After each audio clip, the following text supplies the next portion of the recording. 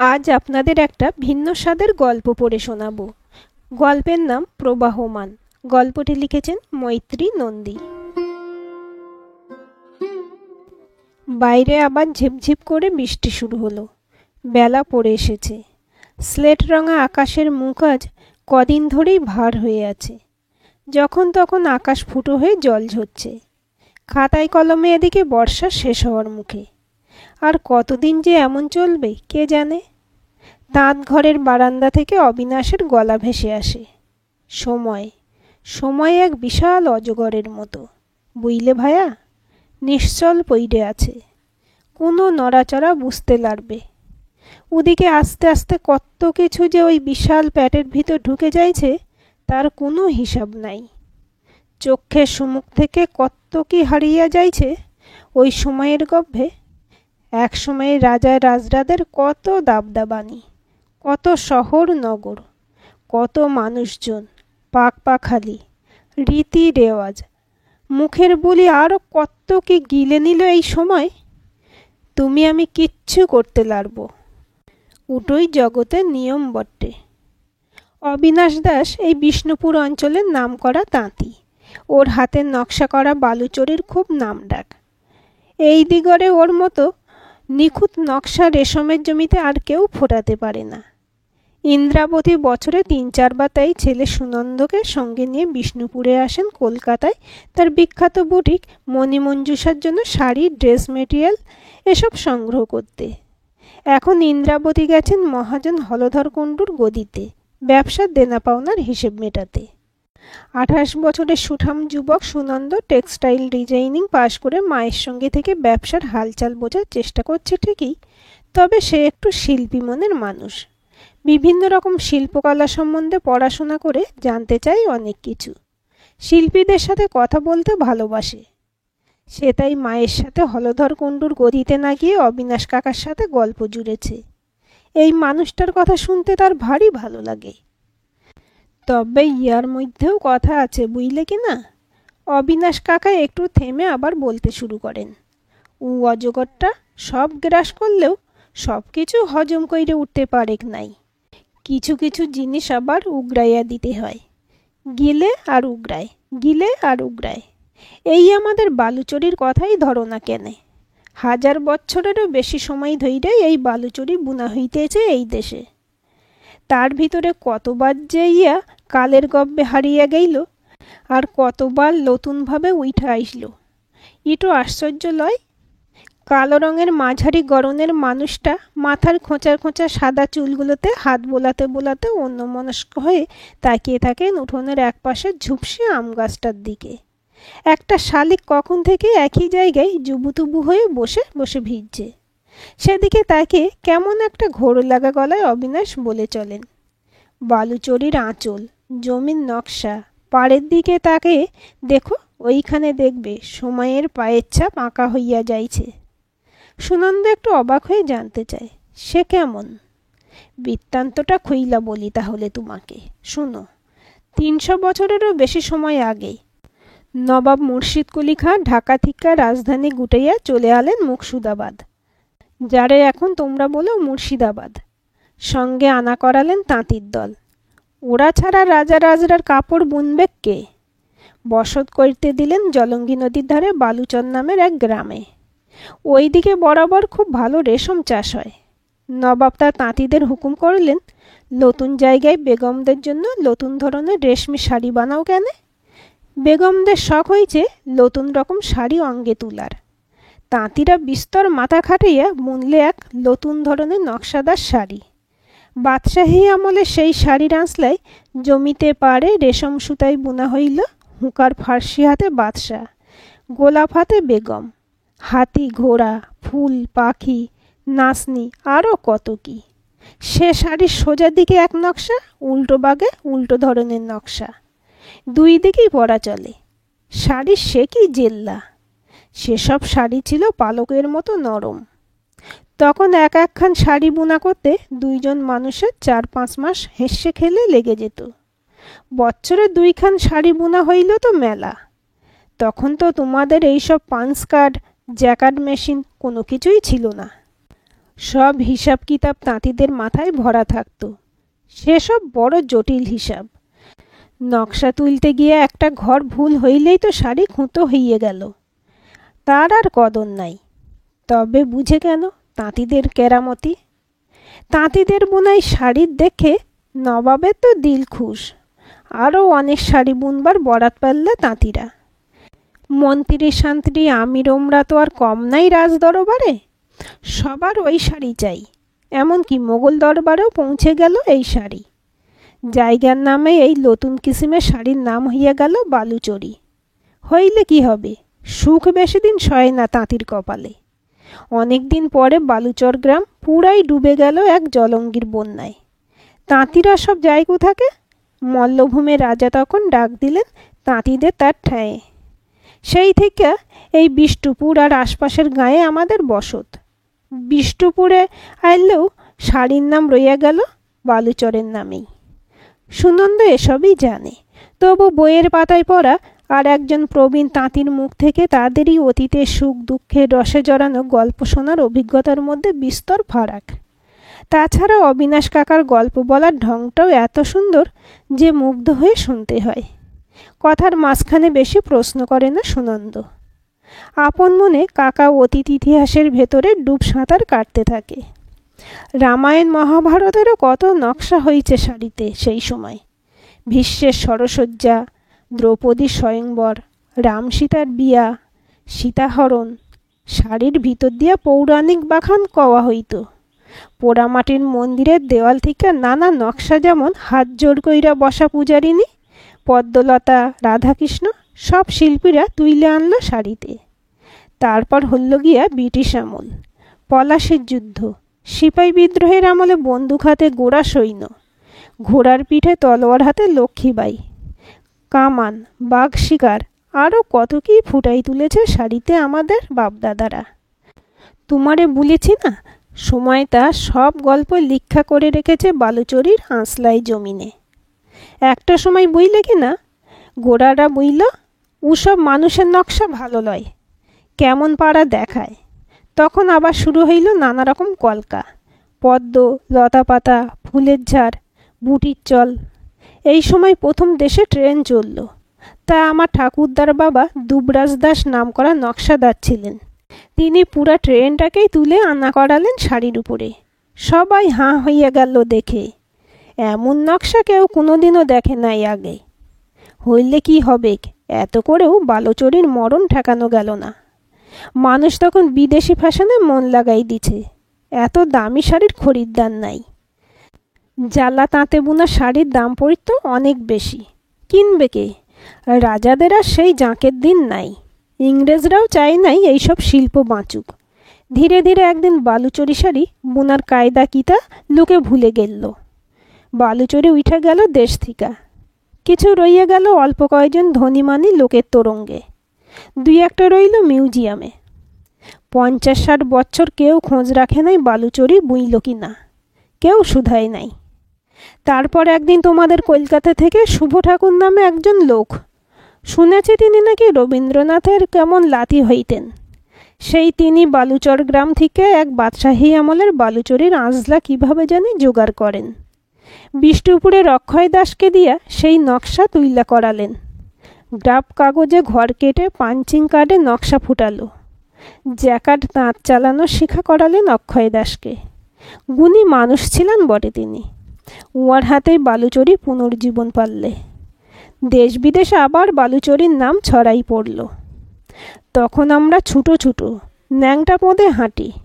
চোখের সামনে আস্তে আস্তে জ্যাকার্ড মেশিন বসে গেল বিষ্টুপুরের ঘরে ঘরে। 8-10 দিনে একটা শাড়ি বোনা হইল নতুন তাঁতে। কিন্তু ইয়ার মধ্যে আসল কথাটা হইল গে, নবাবী আমলে সেই জিনিস কিন্তু হুবহু তৈয়ারি হইল নাই।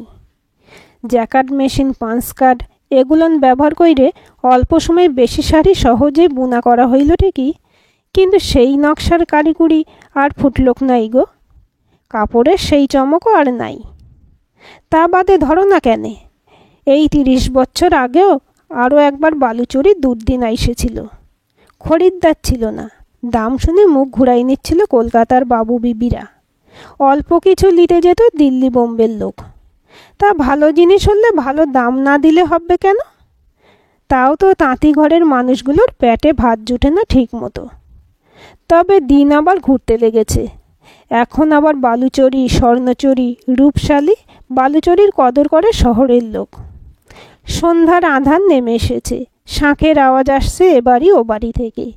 ঘরে ঘরে বাতি জ্বলে উঠছে। কথার মাঝখানে অবিনাশের বউ মালতী একটা বড় স্টিলের থালার উপর 2 বাটি তেল, পেঁয়াজ, লঙ্কা আর চানাচুর দিয়ে মাখা মুড়ি রেখে যায় ওদের সামনে, আর তার সাথে 2 কাপ গরম ধোঁয়া ওঠা চা। বর্ষার সন্ধ্যায় এই সামান্য খাবারটুকু বড় লোভনীয় লাগে সুনন্দর। মালতী সুনন্দর দিকে তাকিয়ে জিজ্ঞেস করে, খিচড়ি চাপাই দেই বাবা? এই বর্ষা বাদলায় আজ আর ঘর গিয়া কাম নাই। আমাদিগের ঘরেই আজকে রাতটা থাইকা যাও বটে। কাল বিহানবেলায় রওনা দিয়ে কেন? বেশ কবছরের যাতায়াতের সূত্রে মানুষগুলোর সাথে যেন একটা আত্মীয়তার সম্পর্ক তৈরি হয়ে গেছে। এটুকু জোর মালতী খাটাতেই পারে। সুনন্দ ব্যস্ত হয়ে ওঠে, না না, মা হয়তো এখনই এসে পড়বে। কাল সকালে সকালে আমাদের অনেক কাজ আছে। আমরা ঠিক চলে যাব। ও নিয়ে তুমি ভেবো না কাকি, গাড়ি আছে তো আমাদের সঙ্গে। এমন সময় ইন্দ্রাবতীকে এদিকেই আসতে দেখা যায়। মালতী আর 1 বাটি মুড়ি আর চা আনতে দৌড় দেয় রান্নাশালের দিকে। বছর 50-এর ইন্দ্রাবতীকে দেখলে আরও বছর 10 কম বয়সী লাগে। টান টান লম্বা একহারা চেহারা, কাঁধের কাছে লুটিয়ে পড়া চুলগুলো সারাদিনের ধকলে এখন একটু যেন এলোমেলো। এক মুখ হাসি নিয়ে ইন্দ্রাবতী অবিনাশের কাছে এসে বলেন, হলধর বাবুর মুখে শুনলাম তুমি নাকি এবার একটা বিশেষ নকশার বালুচরি শাড়ি বুনছো অবিনাশদা। কই দেখালে না তো আমাকে? লজ্জার গর্ব মাখামাখি মুখে অবিনাশ বলে, হ্যাঁ গো দিদি, বিদেশ থেকে অর্ডার আসছে। আগের দিনের মতো লতা পাতা পাথর থেকে রং নিয়ে সুতা রং করছু। খাঁটি তসরের জমিতে পুরা কৃষ্ণলীলার নকশা আঁকা হয়েছে। কৃষ্ণের অষ্টসখী, রাসলীলা, দোল সব। টেরাকোটার মন্দিরের গা থেকে লিয়ার লতা পাতা ফুলের নকশা ফুটাই তুলছি।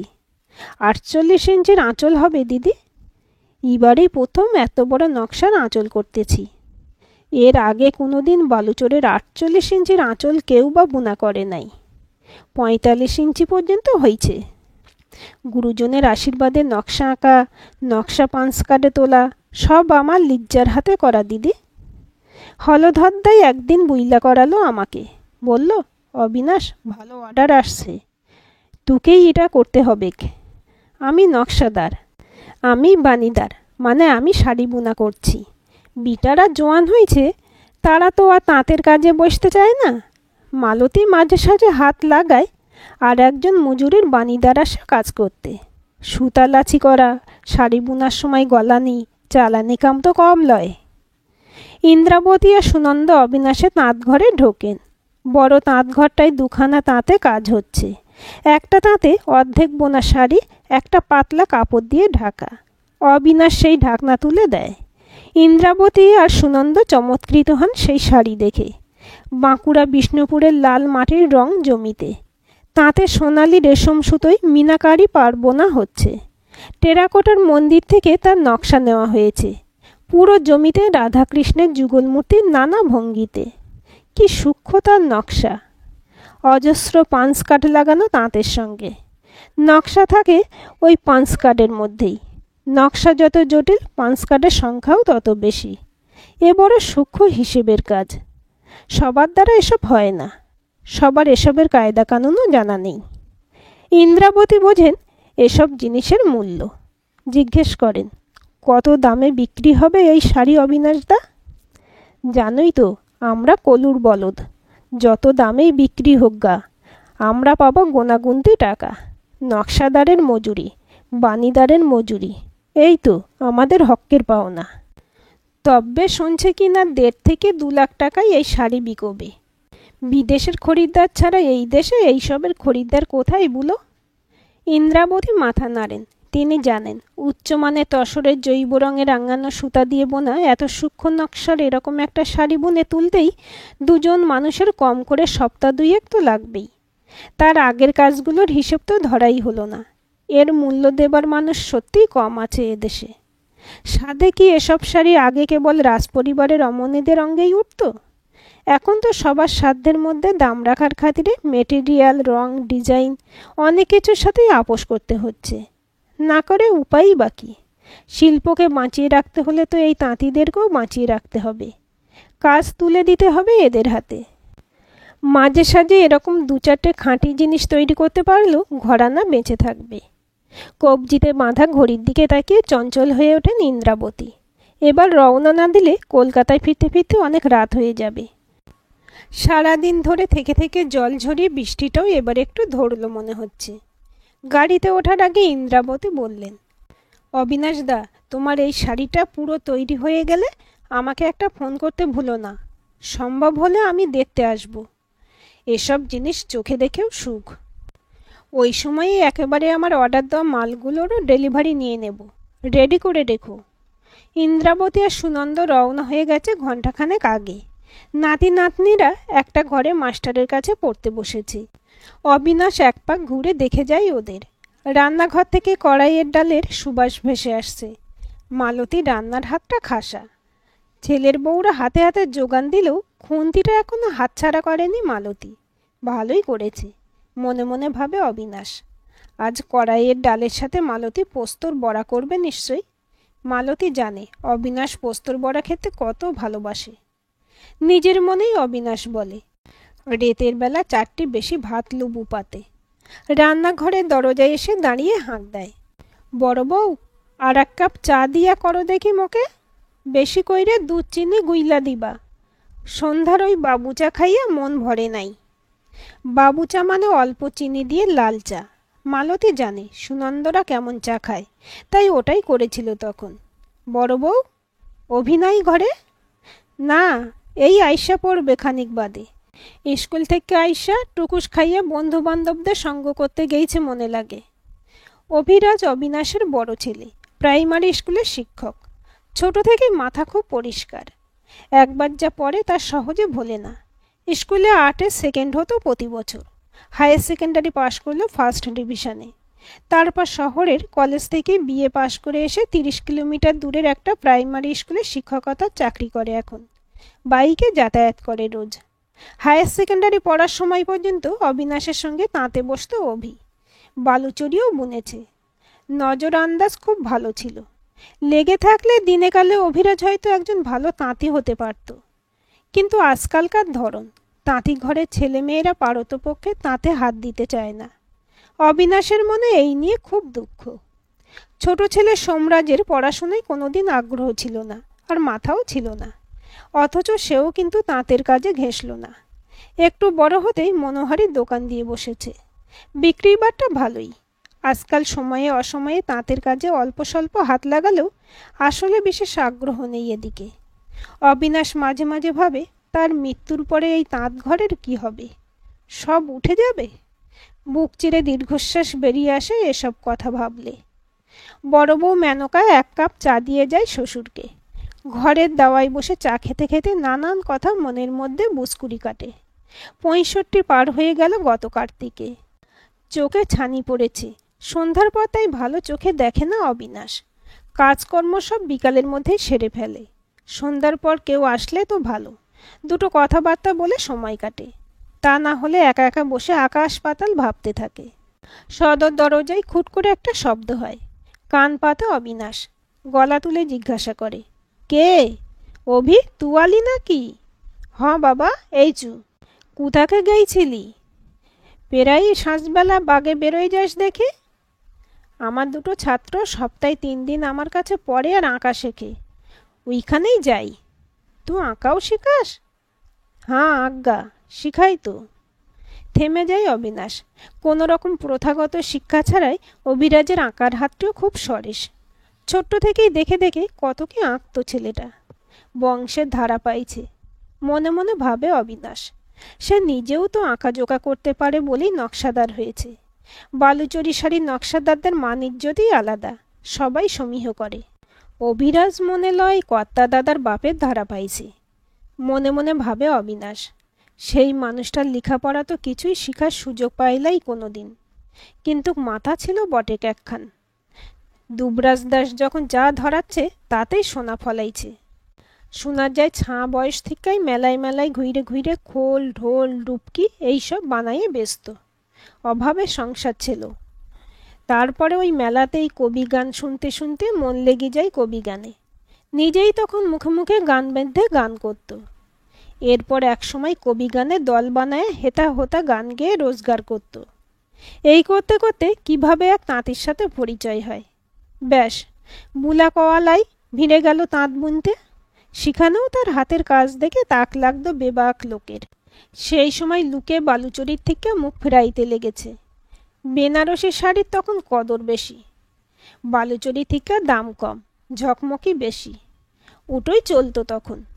আরে বাবা, বালুচরির ওই আঁচল বেনারসের তাঁতিরা কোনোদিন বুইনে দেখাক দেখি। তা বাদে ওই চৌখুপি নকশা, ওটাও তো বালুচরি স্পেশাল। হইলে কি হবে, তখন মানুষের আর ওই ডিজাইন পছন্দ লয়। দুবরাজের মাথা ছিল বটে। পুরা নকশা বদলাইয়া দিয়া ফুলের ঝাড় কলকা বুটি এইসব আমদানি করলেক শাড়িতে। লোকে পছন্দ করিল। বিদেশেও সাহেব মেমদের খুব সমাদর পারলে। মিউজিয়ামে উঠল দুবরাজের শাড়ি। তারপর থেকেই তো দুবরাজ দাস বালুচরির আঁচলে নিজের নাম বুনা করে সই দিত। এমনটা করার হিম্মত আজ পর্যন্ত আর কারো হয়েছে কি? হয়লাই। শুধু কি এই, তাঁত সারানোর কাজেও ঠাউরদার বাপে ছিল বিশ্বকর্মা। যে কোনো তাঁত ভেঙে চুরে গেলে তো একবারে তার কাছে এনে ফেইলা দাও। তা বাদে দেখো কেন তার কেরামতি। দুদিনে সব যেমনকে তেমন করি দিবে। 100 বছরেরও বেশি আগে মানুষটা দেহ রাখছে, তবু এখনো তার কথা লোকের মুখে মুখে ফেরে। সময় তার গুণ কীর্তির কথা কেড়ে নিতে পারেক নাই। বাবা, ভাত বাড়া হয়েছে, খাবে চলেন, রান্নাশালে আসেন। বড় বৌমার ডাকে চমক ভাঙে অবিনাশের। হ্যাঁ, যাইছি, চলো। সময়ছে কি? অভ্যাস মতো প্রশ্ন করে অবিনাশ। হ্যাঁ, সবাই আইছে। আপনি চলেন কেন এবার? 3 বাপ বেটা একসাথে খায়। খেতে খেতে বাপের সঙ্গে ছেলেদের টুকরো টাকরা কথাবার্তা হয়। রোজই এক নিয়ম। 2 বউ মিলে সবাইকে পরিবেশন করে। অবিনাশের পরিবারে এখনও ভাই ভাই ঠাঁই ঠাঁই হয়ে যায়নি। ঝগড়া বিবাদ ভালোবাসা হাসি কান্না সব কিছু নিয়েই সকলে জড়িয়ে মরিয়ে একসাথে আছে। পরিবারটাকে এক সুতোয় বেঁধে রাখাতে মালতীরও অনেকটা ভূমিকা আছে। এটা অবিনাশের বড় সুখের জায়গা, শান্তির জায়গা। নয়তো যা সব দেখছে তার চারপাশে। বাপ বেটারা খেয়ে উঠে গেলে ছোটরা খাবে। সবার শেষে শাশুড়ি আর 2 বউ একসাথে। বড় তৃপ্তি করে খায় অবিনাশ। কড়াইয়ের ডাল আর পোস্ত বড়া তার খুব প্রিয়। তারপর সর্ষে বাটা দিয়ে কারান ছাতু তরকারি, আর শেষে ছোট মাছের চচ্চড়ি। মুখ কুলকুচি করতে করতে অবিনাশ ভাবে, খাওয়াটা টুকুস বেশি হইল মনে লয়। শরীরটায় যেন আনসান লাগতেছে। রেতের বেলায় এতগুলা না খাইলে হতো। লোভ বড় পাপ হে। ভোর রাতের দিকে বুকের মাঝখানটায় একটা তীব্র অথচ চাপা ব্যথায় ঘুম ভেঙে যায় অবিনাশের। প্রথমটায় মালতী ঘুমের ঘরে কিছু টের পায়নি। তারপর পাশে শুয়ে থাকা মানুষটার গোঙানির শব্দ কানে যেতে ধরপড় করে উঠে বসে দেখে সারা শরীর ঘামে ভিজে জবজব করছে মানুষটার। মুখের এক পাশটা কেমন বেঁকে বেঁকে যাচ্ছে। মালতী ভয় পেয়ে চেঁচিয়ে ওঠে, অই গো, অভির বাপ, কি হয়েছে তোমার? এমন কেন করো? অবিনাশ মালতীর দিকে ঘোলাটে চোখে তাকিয়ে বুকটা বাঁ হাত দিয়ে চেপে ধরে। মুখে কথা সরে না। বিপদ বুঝে দৌড়ে গিয়ে ছেলেদের শোবার ঘরে বন্ধ দরজায় ধাক্কা দেয় মালতী। 10-15 মিনিটের মধ্যে পরিবারের সকলে এসে জড়ো হয় অবিনাশের পাশে। 2 ভাই মিলে পরামর্শ করে হাসপাতালে নিয়ে যাওয়ার সিদ্ধান্ত নেয়। হার্ট অ্যাটাকের লক্ষণ স্পষ্ট। যত তাড়াতাড়ি সম্ভব হাসপাতালে নিয়ে যেতে হবে। অ্যাম্বুলেন্স আসতে আসতে কেটে যায় আরও প্রায় 45 মিনিট। এই ভোর রাতে সবাইকে ঘুম থেকে তুলে ব্যবস্থা করতে করতে অনেকটা সময় খরচ হয়ে গেল। অসহায়ভাবে তাকিয়ে দেখা ছাড়া কিচ্ছু করার ছিল না। অচেতন অবিনাশকে অ্যাম্বুলেন্সে তুলে 2 ভাই যখন ফিকে হয়ে আসা অন্ধকারের মধ্যে মিলিয়ে গেল, দুয়ারে দাঁড়িয়ে বোবা দৃষ্টি মিলে মালতী চেয়ে রইল সেদিক পানে। 2 ছেলের বউ আস্তে আস্তে দুদিক থেকে মালতীকে ধরে এনে বসিয়ে দিল বিছানায়। বেলা 7টা নাগাদ সোমরাজ দুঃসংবাদটা নিয়ে বাড়ি ফিরল। পূব আকাশে যখন আলোর রেখা সবে ফুটেছে, ঠিক তখনই অ্যাম্বুলেন্সের ভেতরেই অবিনাশের প্রাণটা বেরিয়ে যায়। হাসপাতাল তখনও 10 মিনিট দূরে। অভিরাজ তখনও বাবার হাতটা নিজের মুঠির ভিতর শক্ত করে ধরে রেখেছে। সোমরাজ বাবার পায়ের কাছে বসে। অ্যাম্বুলেন্স হাসপাতালে পৌঁছালে ডাক্তাররা অবিনাশকে দেখে জানিয়ে দেন তাদের আর কিছুই করার নেই। অভিরাজ হাসপাতাল থেকে গেছে ডেথ সার্টিফিকেটের ব্যবস্থা করতে। সোমরাজ এদিকে অন্যান্য প্রয়োজনীয় কাজগুলো সারবে। সাত সকালে দাসবাড়ির থেকে ওঠা বুক ফাটা কান্নার শব্দে পাড়া প্রতিবেশী সচকিত হয়ে উঠল। একে একে সবাই জানল ভোর রাতে অবিনাশ ম্যাসিভ হার্ট অ্যাটাকে মারা গেছে। আফসোস করলো খুব সবাই। বলা বলি করলো, একটা গুণী মানুষ চলে গেল গো, যাওয়ার মতো তো তেমন বয়স হয় নাই। ক্ষতি হইয়া গেল আমাদের, এমন ভালো নকশাদার সহজে মিললে না। দুই ভাই বাবা শ্রাদ্ধে কোনো কার্পণ্য করেনি। বাবা চেনা জানা সবাইকে খবর দিয়েছে, এসেছেনও সকলেই। ইন্দ্রাবতী আর সুনন্দও এসেছেন। সুনন্দর চোখ বারবার ছুঁয়ে যাচ্ছে তাঁত ঘরের বারান্দাটা। ওখানে বসেই শেষ দিন ওরা কত গল্প করেছিল। তখন কে জানতো যে এটাই শেষ দেখা। ইন্দ্রাবতীর চোখ ভিজে উঠছে বারবার। কম দিনের সম্পর্ক তো নয়, গত 20 বছর ধরে আসা যাওয়া এখানে। অবিনাশদার ছেলেগুলোকে চোখের সামনে বড় হয়ে উঠতে দেখলেন। এবার বোধহয় সব যোগাযোগ শেষ হয়ে গেল। মালতীর কাছে গিয়ে জড়িয়ে ধরে সান্ত্বনা দিলেন তাকে। জোর করেই 1010 টাকা দিলেন মালতীর হাতে। মালতী কিছুতেই নিতে চায়নি। ইন্দ্রাবতী তখন বলেছেন, অবিনাশদার প্রতি আমার শ্রদ্ধা হিসেবেই তুমি এই টাকাটা রাখো মালতী। মানুষটা তো সত্যিই আমার দাদার মতোই ছিলেন। হলধর কুণ্ডু এসেছিলেন। আচমকাই বিপদের দিনে টাকা পয়সা দিয়েই যথেষ্ট সাহায্য করেছেন তিনি। সব কাজকর্ম মিটে গেলে সন্ধ্যার দিকে উঠানে বসে দুই ভাইয়ের সাথে কথা বলছিলেন হলধরবাবু। তোমাদিগের বাবা তো আন খাই চলে গেল বটে, হাতের কাজটাও শেষ করতে পারল নাই। ই শাড়ি এবার আমি কারে দিয়া বুনা করাই কও দেখি। ই কি যাত্রার কম্ম, এ দিগরে তো আর কাউকে চোখে পড়ে না, যে কিনা সাহস কইরা অবিনাশদার রেখে যাওয়া কাজ হাতে তুইলা লিতে পারে। ও গুণী মানুষ ছিল বটেক, ই শাড়ি বুনার কাজ উকেই সাজত। মাথা নিচু করে বসে থাকে দুই ভাই। অভিরাজের চোখে ভাসতে থাকে এখনো টান টান করে তাঁতে আটকানো অসমাপ্ত শাড়িটা। লালচে গেরুয়া জমিনের উপর সোনালি রেশম সুতোয় কল্পনার রং মিশিয়ে কৃষ্ণলীলার গল্প বুনে তুলেছিল তার বাবা। গল্প থেমে গেছে বড় আচমকাই। অভিরাজের চোখে তারায় কি এক দুর্বোধ্য সংকল্প ফুটে ওঠে।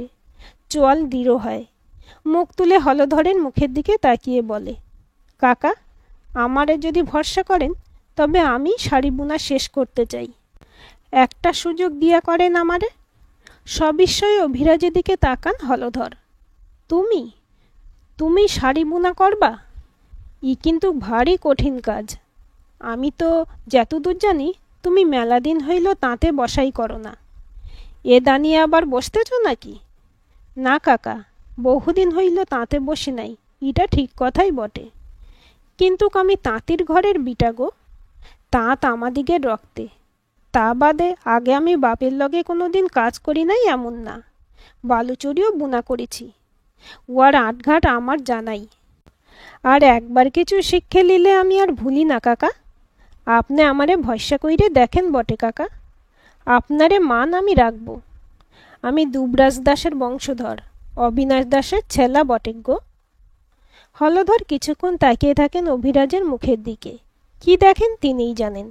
বলে ওঠেন, তবে আর দেরি কইরো কাম নাই, কাল বিহানবেলা থেকেই তাঁত চালু করো। এমনিই তো অনেক সময় চইলা গেল। পরদিন ভোরবেলা স্নান সেরে বাবা ছবিতে প্রণাম করে তাঁতে গিয়ে বসে অভিরাজ। মনে মনে বিশ্বকর্মাকে স্মরণ করে মেশিনের ঢেঁকিতে পায়ের চাপ দেয়।